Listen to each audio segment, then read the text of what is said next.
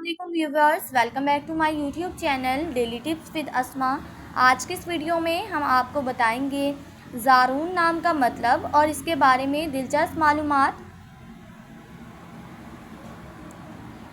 ज़ारून नाम का शुमार लड़कों के नामों में होता है। ज़ारून एक इस्लामी नाम है। ज़ारून नाम की इब्तदाई तारीख अरबी ज़ुबान से निकलती है। ज़ारून नाम के लड़कों के लिए खुशकिस्मत नंबर 1 माना जाता है। माहिरीन के मुताबिक ज़ारून नाम के लड़के बहुत खिदमतगुजार होते हैं।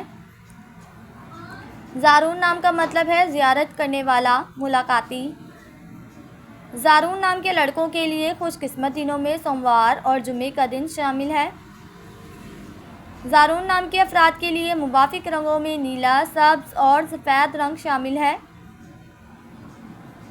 ज़ारून नाम के अफराद के लिए मुवाफिक पत्थरों में नीलम पत्थर शामिल है।